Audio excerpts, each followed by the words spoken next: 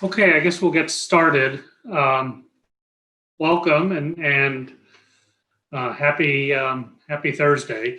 Um, um, I wanted to say happy Friday, but we're not quite there yet.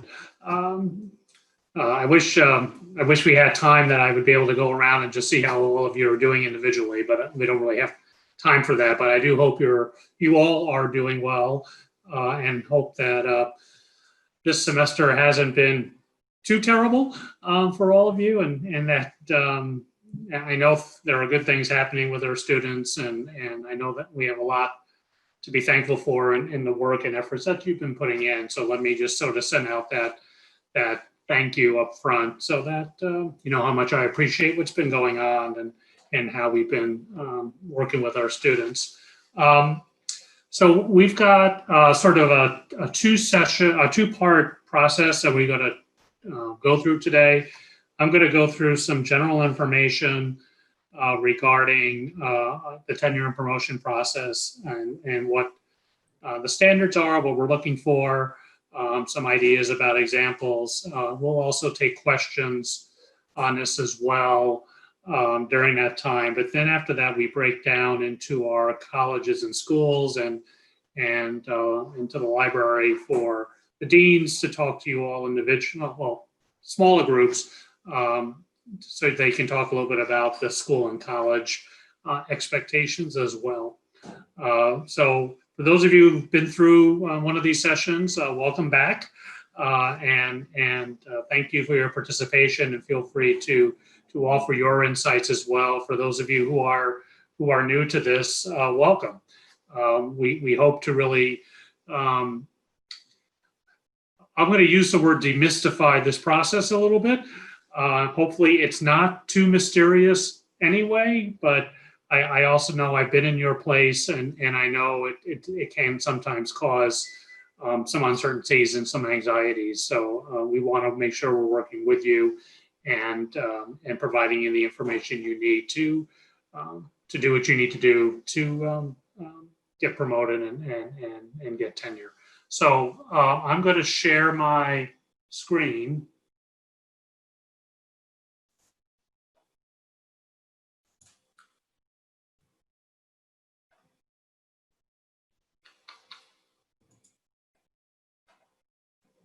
That's not what I want to share.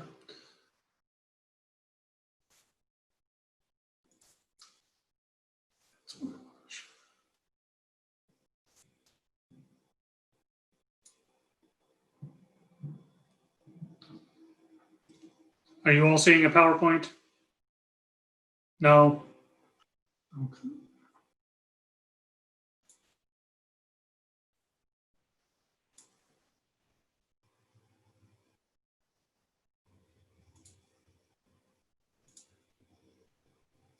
It's being problematic. How about now? Yeah, yeah. You guys got to shake your heads bigger. I can't see you that well on my once the squares get smaller. Okay. See if I can turn this into a slideshow there. Okay, great. So we always like to just sort of start up front and talk a little bit about the Oswego mission, because a lot of what you know you all are doing relates back to our mission. So I'm not going to read it to you. It's there, um, but it really does talk about some major issues regarding what we're really wanting to do for our students and how our faculty are working within that process. So it's really that interrelationship that you're having with students that allow them to pursue these meaningful lives and to be productive and successful members of society. So again, the mission itself explains, sort of the what, okay, which is to contribute to the common good. It talks about the how, by building wisdom, ability to think and act using knowledge and understanding, and it talks about the why. Okay, so why do we do this? Again, is in order to cultivate and productive and responsive members of society. this mission of the college really then gets translated into certain expectations, certain performance standards that end up being our tenure and promotion criteria, and how we as a body, as a community, and I say that in meaning starting at the department and working up through the dean's office, through the subcommittee review committees, through the provost's office, and then also the president. We're looking at all of these aspects, and again, as it relates to the mission. When we do our reviews, and frankly, when we do our hiring for faculty, I mean, our goal is to attract and retain talented faculty, and that all starts with the search process. So we hire faculty that show promise. We hire with every expectation that you're going to be successful here. There are institutions out there in the world who will hire you and try to get the 6 or 7 years out of you and then spit you back out and bring somebody else in. That is not our expectation. We are here to help you be successful. So we will give you the guidelines. We will help you to succeed. Clearly, you all have to do the individual work, but we're here to help you. We are not here to set you up to fail. We are here to set you up to be successful. And again, that starts at the department level, but it works all the way up through the dean and the provost, and frankly, the different support areas we have around campus as well, such as the Center for Excellence of Learning and Teaching, and the different grant programs we have around campus. So we want to make sure we're clearly communicating those performance standards, and what you need to do, how they get applied across the institution. We're going to provide you that institutional support for teaching, for advising, for scholarship. We do and will be doing in the next month and a half in January, a series of workshops around professional development, out of CELT and other, and again, I really encourage you all to take part in those. We want to make sure we have a clear, fair, and respectful process. And one of the reasons why we do yearly evaluations of you is so that you can get the feedback that you need to make adjustments if necessary. Okay, we don't do the yearly reviews out of some sixth sense stuff. We want to make your lives terrible. They really are about providing some, feedback, and part of that feedback, if it's done correctly, year to year, means that there should be no surprises when you're coming up for tenure and promotion. Okay, if these reviews are going in the right way, if you're responding to them, if you're following the advice of your colleagues, then there really should not be any surprises once tenure and promotion come about. And then we also do try to establish a mentoring process, and we continue to tweak on that, and continue to make some adjustments on our mentoring process to really provide the best type of advice that can happen, both in terms of internal departmental mentors, but sometimes even external mentors can be useful and helpful. And so we do have that formal process. I've always found, as a faculty member, sometimes the informal mentors can be just as important to your career as well. So I really encourage you all to seek out the colleagues who you think you are making good connections with. So what are we looking for? This comes straight out of the Board of Trustees. It's Article 12 in the Board of Trustees. It basically talks about 5 different criteria for tenure and promotion. As we'll talk about, or as I'll talk about as I'm going through this, I have a tendency to reduce these 5 criteria to 3. And you'll see why as I'm talking about it. But those 5 criteria is mastery of subject matter, effectiveness of teaching and librarianship, scholarly ability, effectiveness of university service, and continuing growth. Why I often talk about 3 And the three that I usually reduce these down to are those middle three, teaching, scholarship, and service. And you'll see as we go through this that oftentimes that mastery of the subject matter and the continuing growth often can get subsumed within those other three areas. Okay. So what do we mean by mastery of subject area? Okay, well, the most common and probably the thing that tells us the most about whether you're a master in your field is whether or not you received your terminal degree. So again, for most of you, I expect you have this already. So you've met that guideline, at least from that perspective, right? You are a PhD in something, or you are an MFA in something, and that shows a mastery of subject. But there are other things that happen within, for example, the counseling field. You might have a licensing to do counseling. You may get honors or awards from your disciplinary fields that might show additional mastery of the subject. Sometimes people will talk about their role on editorial boards or on review committees, either for, let's say, NSF or for journals. Sometimes people talk about that in their mastery of the subject area. But really, particularly for those of you who are new, okay, within your first couple of years here, that terminal degree is really the, excuse me, the primary way that we're looking at to determine your mastery of the in that particular field. Teaching effectiveness and librarianship, and you'll see that I'm going to use a term often today.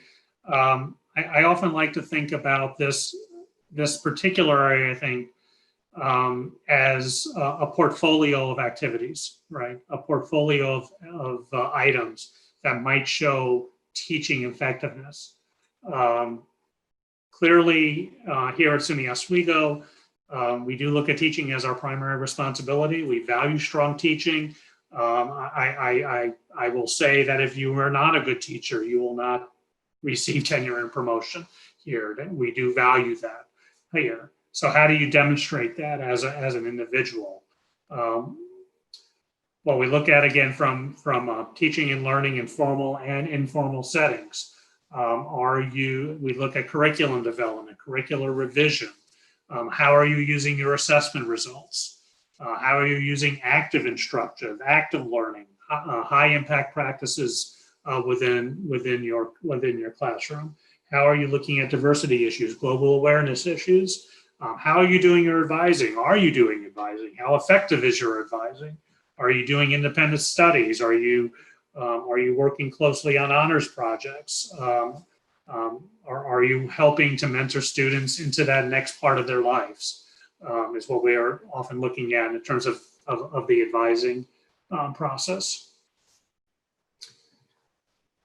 In terms of evidence, we do course evaluations, we do talk about quantitative records of those course evaluations.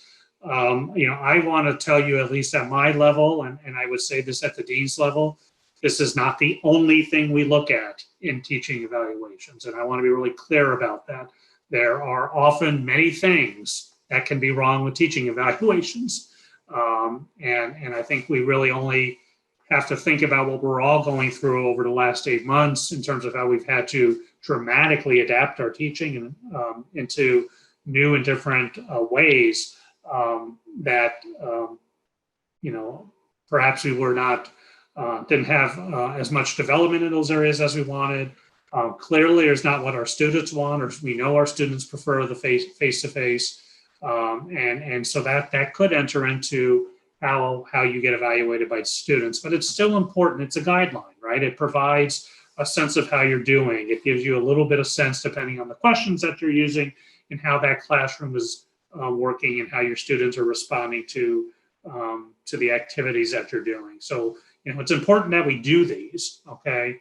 It's equally important that we're not just looking at these quantitative evaluations as the only way of gauging teaching. We do have other qualitative ways of doing this. What types of activities are you doing to improve your teaching? Are you going to self-workshops? Are you participating in we've now run our AQ program. We're in our second cohort of our AQ program, which is an 8 or 9 month faculty development effort around teaching. Or have you participated in that? Are you looking into your disciplinary best practices and bringing those new ideas to the forefront? We do peer judgment for those of you who are not tenured yet. And that is a requirement, and that often is a very great formative way to get a sense of how you are doing in the classroom and how you might respond to the recommendations that are being put forth by your colleagues. We do have teaching and advisement awards. We have recognitions. We have grants for curricular development. All of these I see, again, I talk about it as a portfolio. This is all part of that teaching portfolio that you would want to put together as you're thinking about your file, and as you're thinking about either your yearly reviews or your promotion and tenure files. On the scholarship side, now we're looking at creative scholarly activities. We often at the deans and the provost level, we do rely heavily on departmental standards as it relates to scholarship. What are those expectations within the department? What is it that they want you to be working on within the department? So there's a disciplinary context. What is your contribution to the discipline? As a political scientist, I would not be a good judge of Bastian's contribution to computer science, and I'm just picking on Bastian because he's sitting on my screen right now. Okay, so that would not be my, I could look at his record, I can look at his journals that he's published in, but I probably would have a more difficult time at really ascertaining the strength of that contribution of that article or of that paper that's being given. So we really do rely on the department to provide a little bit of context around that contribution. We're looking for evidence of growth. We're looking at continued or ongoing scholarship. We're not, we get a little nervous when someone comes in their first year and publishes 5 things from their dissertation and then doesn't do anything else for the next 3 or 4 years. So we want to see that continued growth. We're looking for those professional recognitions. How are you being cited? Continued promise. Do you have a research agenda? So after you're sort of as you're thinking about what you're doing currently, how do you move on to that next project or the next series of projects? What are you looking to move on to? Extramural funding to support scholarship, grants, foundation grants, national state grants. Writing a grant is a scholarly activity, right? It's a scholarly activity just to write the grant, even if, frankly, even if you don't get the grant. I think, for me, I think it's important that showing that you're trying to get a grant and that there's scholarly activity going into thinking about that grant and how it fits within the context, again, of a scholarship portfolio. Service, effectiveness of service. Again, those of you who are in your first year, you've probably been told by a lot of your departmental colleagues that we don't really expect you to do anything your first year or your first couple of years as it relates to service.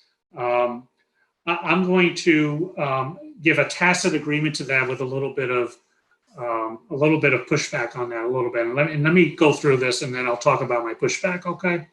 When we talk about service, we're looking at contribution to the college, contribution to community. Where are you participating? How do you get involved in governance activity? How are you sharing your expertise with the community? How are you sharing your expertise with the disciplinary community? And rightly so, we expect that service to increase as you've got more years behind you. And we're expecting that service to increase, I would argue, as you're going up in the ranks. And I expect service, not just service, but leadership and service as you're going up through the ranks as well. But let me just talk a little bit about my little bit of a pushback on the first or second year colleagues. I want to be very clear that it's extremely important for you to get your teaching and scholarship underneath you and work on that area. What I get nervous about is where people are not participating or not really being active at all, even within their department very much. They get so focused on what's going on in the classroom or so focused what's going on with their scholarship that they realize that they kind of almost withdrawn. And the way I would say it is, at some point, it might be year 3, it might be or so in your career, somebody on your department, somebody in your personnel committee is going to say, well, it's about time for you to start thinking about your service. Well, if you haven't done or thought about service for 2 years, how do you know where you want to engage? How do you know what you want to do in service? Okay. So that's my pushback. And again, I will tell you, I do have a bias. I came up through the ranks. I probably did more service than I should have as a young faculty member. But it also was a great way for me to learn about the institution and to meet people across campus that I may not have met otherwise. Other departments, other schools, other colleges. So again, I want you to be cognizant of the amount of service you're doing, but I would not necessarily just say, don't do service your first couple of years, okay, either. And if there are chairs are out there, as we come back and take questions, want to talk about that, let's do that, okay? Continuing growth. Again, this is sort of the reflection of and are you keeping current in the field? Or are you going to conferences? Are you doing things to improve yourselves? Are you becoming a better teacher? Are you seeking out new ways of doing research? Or might you be moving into more interdisciplinary areas of research to really take advantage of what's going on in the field and across fields? This, again, sometimes the continuing growth can show up in any of those previous 3 areas. As you talk about your teaching as an example, and what you're doing to improve your teaching, in terms of going to workshops or taking part in disciplinary teaching conferences as an example, that's also a continuing growth area. As an example, as you start thinking about doing more grant work and going to conferences or going to professional development that really talks about how to write a better grant, how to be part of that grant writing process, how to improve your grant writing abilities. That's continuing growth, but that may also fall into, you may also show that in your research areas as well. So that's one of the reasons why I say sometimes that first and last category, that mastery of the subject area and the continuing growth, sometimes bleeds into the other 3 areas a little bit. Some quick FAQs here. What's expected in the first year review? I know I've got some first year folks out there, and that first year review is coming up. Remember, that first year review is really a first semester review in many ways, right? It's the first time you're really being looked at. You will be looked at by both your chair as well as your personnel committee. My guess, I don't want to speak for every department, but they really, at this point, are just making sure you're on track, okay? And want to give you whatever feedback that they can to help you keep on track. The continuing appointment reviews, again, those are yearly reviews. And what I'll say on that is, pay attention to those yearly reviews and what's being said in those memos. And if there are comments in the memos that suggest, for example, you need to pick up your scholarship, you need to do something about your teaching, those are direct messages to you, okay, that are going to be looked at the following year as part of a review. So if your committee has said to you, we really expect to see an article out by this time next year, I have an expectation that they're looking and asking you that question and seeing how you're doing around that expectation.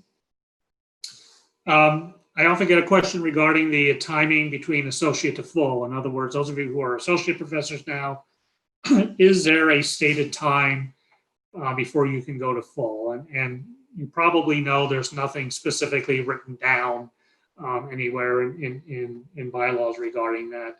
What you need to do, what I would say is, again, going to full is that greater leadership expectation. There is that continued expectation around research. It's that continued expectation around teaching.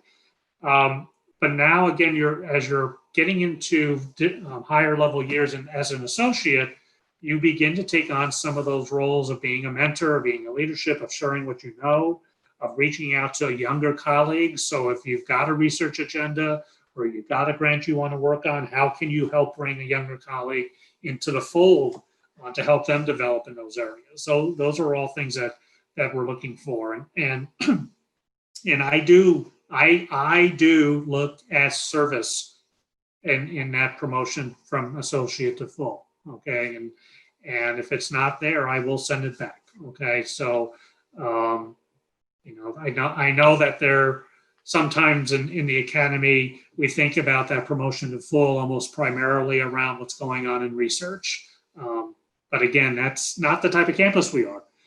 We really do expect well-rounded people who are really contributing in all areas.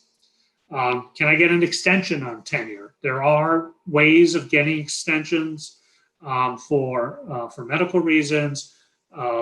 As an example, for if you're on an unpaid leave, if you're on an FMLA leave, maternity leave, paternity leave, there are ways of getting extension on tenure.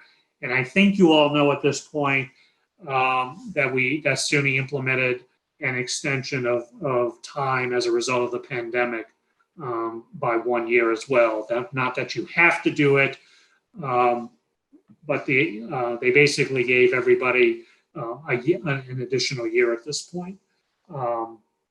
And if you don't want that additional year, you just have to let your dean know about that. This is a long process. There's a lot of reviews.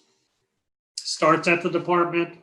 If it's a promotion, and then must go to the subdivision committee, the dean, the provost, the president, the chancellor, the board of trustees. It is it's a year-long process in many ways. My advice to folks who are going up for tenure and promotion is the summer before you want to do that. That's a great time to put your file together. And that's not something that you're throwing together in 5 minutes, unless you're very organized and have been sort of maintaining an ongoing file, right? And more kudos to you if you can do that. But for a lot of people, it's they need to find the materials. They need to talk about the materials. It's not throwing a bunch of stuff in a box, right? It's a reflection on what you're doing as well. That's an important part of your file. The discussion of your case, the discussion of what you've done in teaching, what you've done in service, what you've done in research, and how has that sort of led you to a point where you believe you are qualified for promotion and or tenure. Okay. The dean has a voice. Okay. The dean makes a recommendation to me as well. And then I make a recommendation to the president. And then again, it goes to the chancellor and the board of trustees. So, and by the time they make their final review, it's into the summer of the following year. So it does take a while.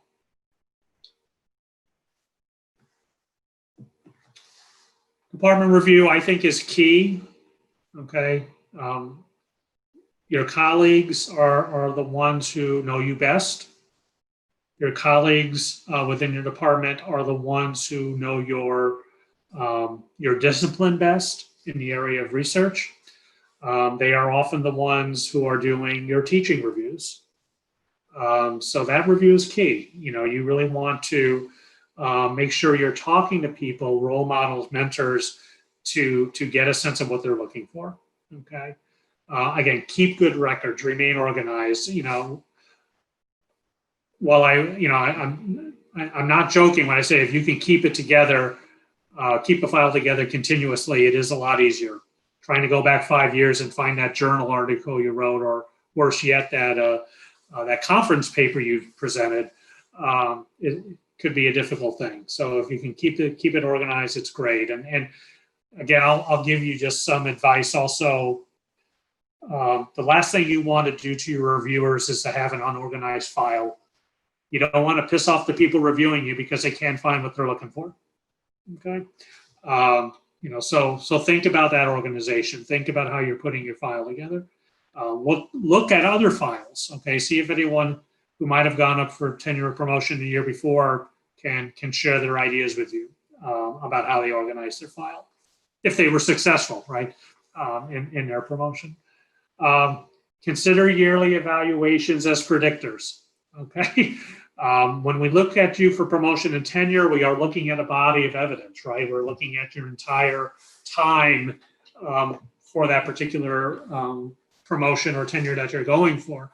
But that time is also additive, right? You're looking at those yearly evaluations. And again, if you are on track, you should be able to tell by those yearly evaluations. If you're not on track, likewise, you should be able to tell by those yearly evaluations. And again, we hope to let you know early enough to make the adjustments needed. Okay. So the deans will tell you that I will ask questions when I see files about, is the research really at a point where it needs to be, let's say 2 years from now. Okay. Are they on track to get out what they need for a promotion decision? Are they making the adjustments necessary for teaching? It looks like they're having some issues here. Are they dealing with it? And is it being documented by the department? Again, be proactive, seek assistance, ask questions again of your department, of your dean, of your associate dean, anybody, even outside your department. Just seek any assistance you can regarding any questions you might have around this process. I've been asked in the past about some folder guidelines of how I like to see folders. And again, it's not all about me. But again, this sort of speaks to the idea of organization. Again, most people are providing our documents right now through Google Docs. I will let you know we are working on a software package. Some of you may have heard as part of our strategic planning that also has a way for us to do documentation around tenure promotion decisions. Not quite ready yet, okay, but at some point we hope for it to be ready and be able to use that process or use that software to run the tenure and review process. Label it appropriately. The problem with Google Docs is once you start putting things in Google Docs, it kind of sits around in your folder forever. So I can't tell you how many, again, now I'll make fun of Jim early now because now he's on my screen. When I see 15 folders with early comma James, it's hard to find the one I'm actually needing to look at. Okay. And I'm overstating that to make a point. Okay. Every year a Google folder is shared with me. If it's not unshared again, it ends up in my shared drive. So you can help us out. You can help your committee out, the deans, me out by really labeling them right. Have your name on it, what the review, what the academic year is. What is this file for? Is it a promotion file? Is it a continuing appointment file? Just sort of be clear on that. Most people set up a main folder and then subfolders based on the 5 criteria. That's great. That makes it easy to find things. Again, I would suggest in your main folder, have a current CV. I've been actually surprised how many files I've reviewed that just didn't have a CV in it. And that's where I usually start. Okay, I want to get the big picture, before I start really diving in. So a current CV, the department forms, the responses to those forms often will go into that main folder. The subfolders are often done by criteria. And again, this is just a recommendation, doesn't need to be done. We are doing course evaluations, and that could be a lot of numbers to sort of fly through with multiple classes and multiple students. I always find a good example to provide some type of a summary chart around your quantitative, your course evaluations. So, an Excel spreadsheet that kind of lays out, well, here are my 5 classes, here are the 7 points that I was reviewed on, so that a reviewer doesn't have to look at every single sheet of paper that's in there. Just some dates for the upcoming year and how we're looking at this. I think you probably have received an email about this earlier in the year. So faculty files are due to the department chair, personnel committee on the 11th of January. Deans must have information by February 15th so that they can make recommendations to me by March 1st. And then I chat with the president, and then the personnel office sends notifications of the president's decision. So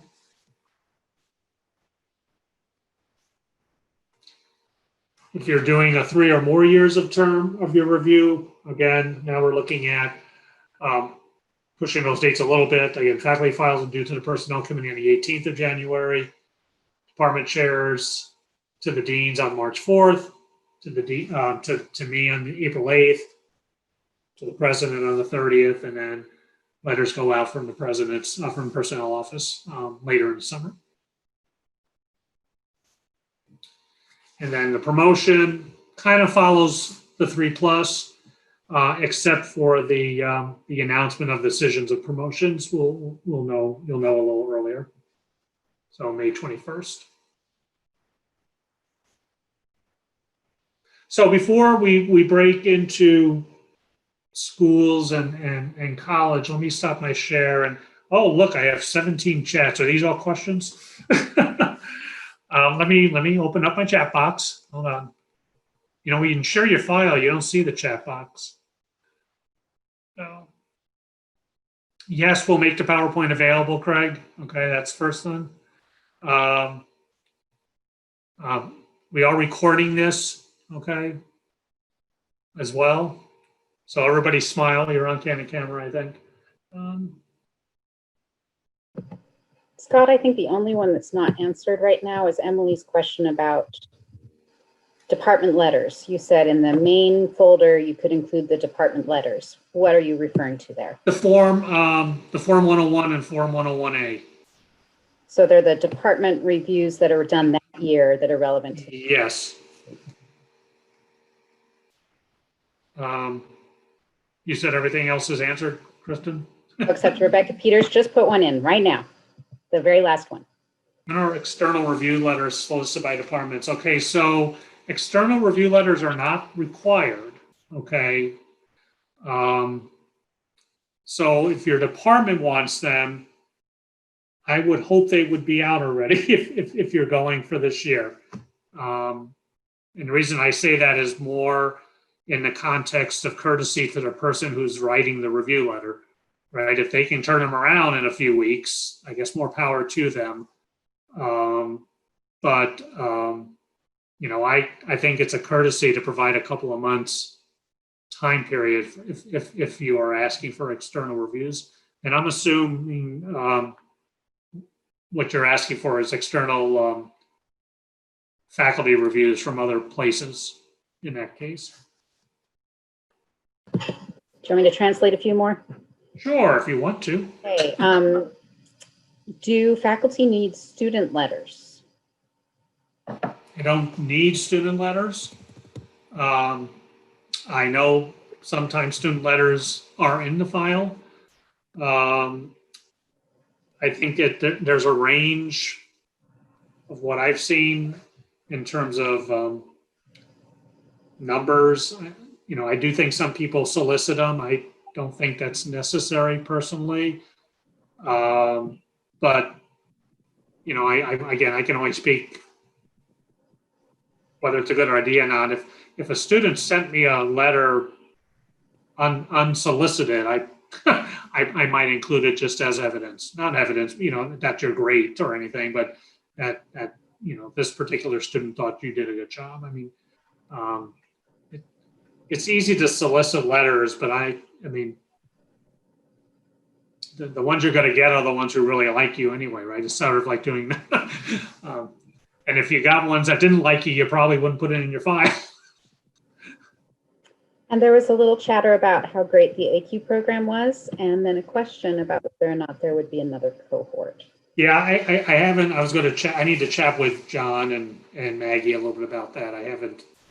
I was thinking about that as I was driving home today. That it's time to start thinking about it.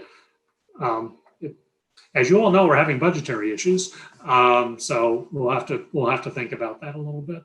I want to make sure we have enough of a cohort. We've done 2 full cohorts now, and the cohort we did the second time, it took a little longer to get enough people.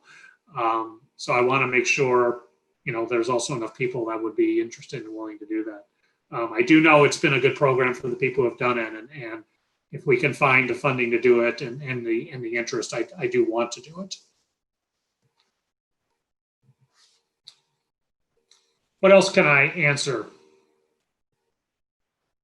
Feel free to talk if you don't want to chat, write. I was interested in this new software that you're hoping to have in the future.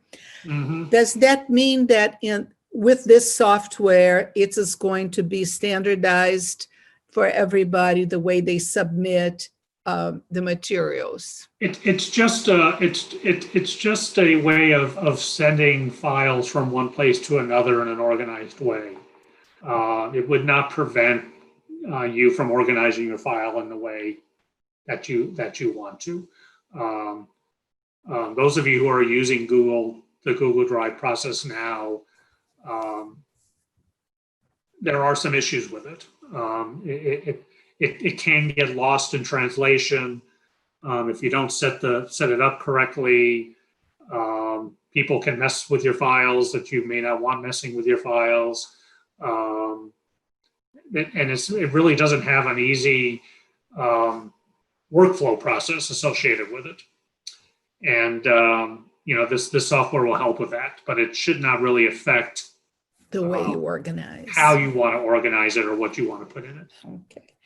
When you talked about the folders, guidelines, you said there is a main folder and then the subfolders. In the main folder, you talk about the CV and you say this is very important. In our department, we've had for many years a letter that the person writes introducing what they are offering in the portfolio. Is this something that you don't care about? No, I actually do care about it, but I've noticed that not everyone does that, and it's not a requirement. I used to call that in my old days a summary CV, and it actually was it was the main thing that sort of put forth my case, right, for promotion and or tenure, and it frankly, that was the thing that took me all summer to write, right? It was the thing that I would really reflect on my career, quote unquote, and really put it into some larger context. I like those, but I've noticed here on this campus, it's not something that everybody does, but I do personally like them because it gives me a little bit more context, just more to read about and understand where you are in your career, where you want to go with your career. So that would go in that main folder though also. Okay, thank you.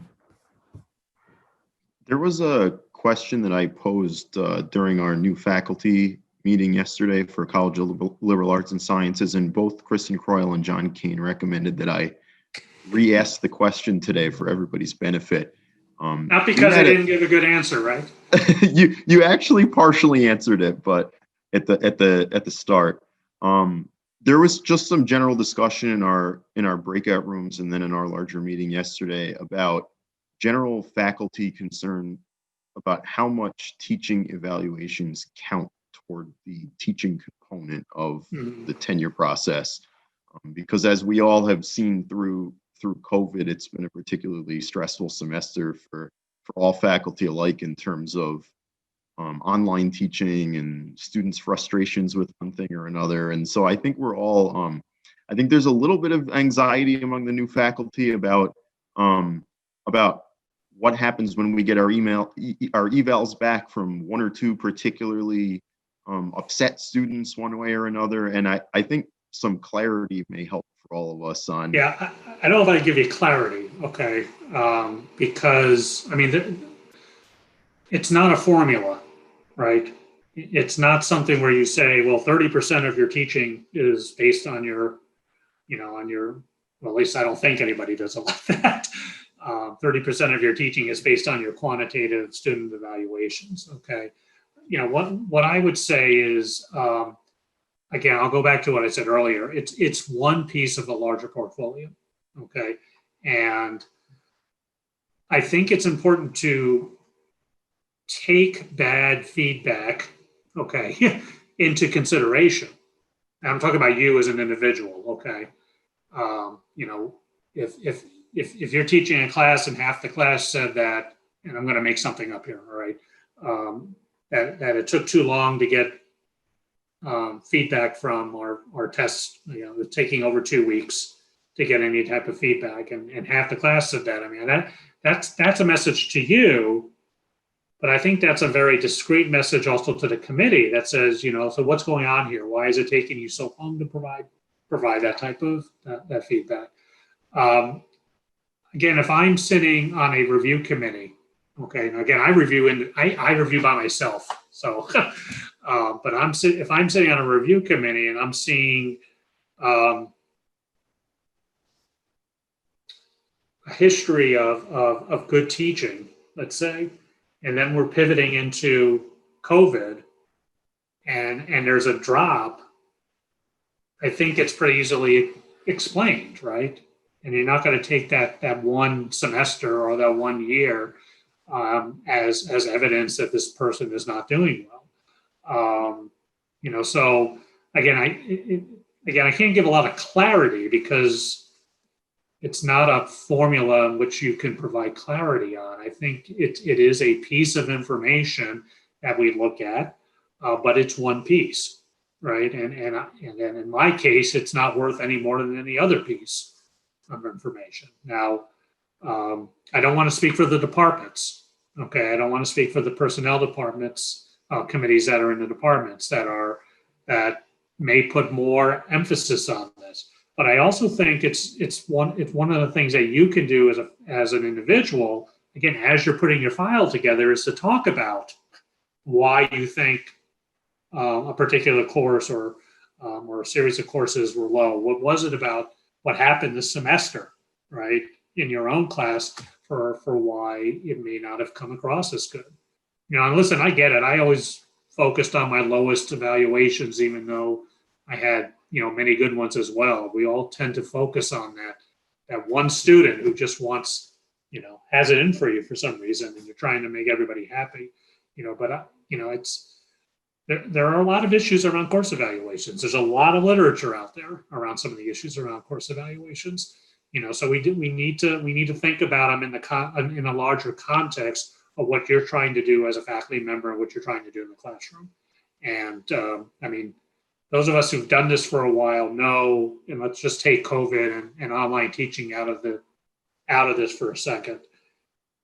Whenever we experiment with a new thing, it never goes right the first time around, right? And it's always the worst evaluation you've ever had, okay? And you learn from that, right? And you make improvements, So don't focus so much on what's happening in any one semester, okay? Think about it really in the context of, your portfolio of teaching. I hope that helps. Yes, thank you. Are there other questions or thoughts or comments? Any of the deans want to add anything?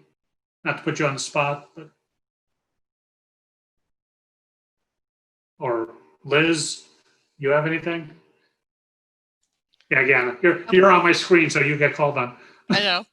I I guess I don't have a whole lot to add. I would follow up that, if you said you didn't want to speak for personnel committees, but if you're a department personnel committees and you are placing all that weight on teaching evaluations, you're doing it wrong. So I'll go out on a limb and say this is me judging you, because there are well-documented problems with that, and it's only part of a portfolio. And also, it'd be time for departments to consider their instrument and what it's really measuring. And I'll put a plug out for, or a plea out for, if any of you don't know what your guidelines on for promotion or tenure review, say something. Get those. You should have something in writing that talks about your departmental guidelines. And if you don't have that, ask your chair. If he or she can't produce that, talk to your dean. Okay. They may have it. Okay. But if they don't, that's going to be a discussion between the dean and the chair. You need to have departmental guidelines around your review processes.